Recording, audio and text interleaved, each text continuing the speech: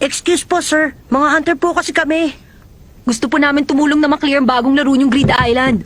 Kung nakarating kayo rito ngayon, patunay ngayon na hindi kayo karaniwang mga bata. Pero kahit na ganon, hindi rin pwedeng basta na lang ako maniwala sa lahat ng sinasabi ninyo. Meron kaming memory card na may mga save data ng Grid Island. Ibig sabihin nakapaglaro na kayo noon ng game na to? Hindi po. Meron lang kami memory card. Mukhang nag-qualify ang dalawang batang ito para sa initial screening. Subukan mo sila. Marunong kayong gumamit ng NEN, tama? O sige, ipakita nyo sa akin ang REN ninyo.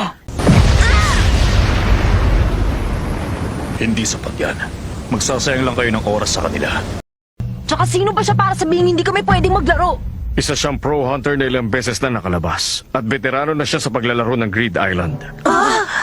Kapag natapos na ang screening dito, babalik na rin ako sa loob ng game. Screening? Screening ba ng mga players para dito ang tinutukoy mo? Tama yun. Kung gusto ninyo makapasa sa screening, malaki-laki pang improvement ang kailangan pagdaanan ng NEN ninyo. Nakakainis! Ang yabang talaga ng mamang yun! Nakakapikon siya!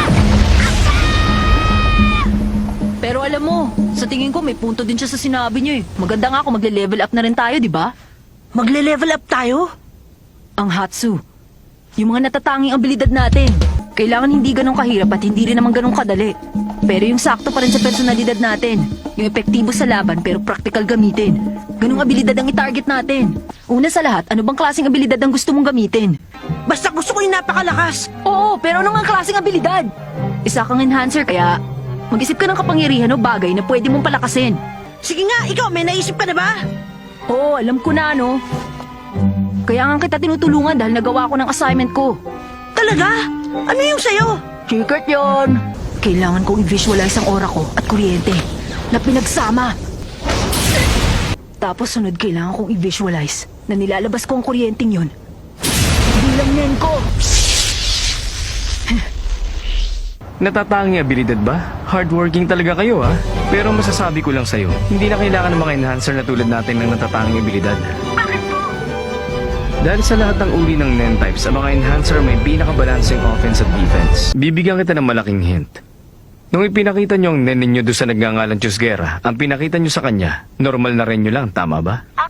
Sa susunod, ipakita mo lahat na nagagawa mo ng sabay-sabay. Sabay-sabay? Tama. Lahat ng natutunan ko sa Nen, gagawin ko ng sabay-sabay? 10. Palibutan ng katawan ko ng aura. Zetsu. Pigilan ng Nen aura ko at ikulong sa loob ng katawan ko. Ren. Biglang maglabas sa matinding puwersa ng aura. Yo. Ituon ang aura sa mata para makita ang nakatagong aura. Ha? Ituon ang aura. Kung makokontrol ko to, ibig sabihin ginagawa ko ng lahat ng sabay. Ayos! Nagawa ko! Kung may bubuhos ko ang lahat ng Ren aura ko sa isang bahagi, napakalakas na kapangyarihan nun. Gusto ko na masubukan ang kapangyarihan ito. As! Sa wakas mukhang may naisip na siya. Hindi ako magpapahuli sa'yo. Goy! 별이 있다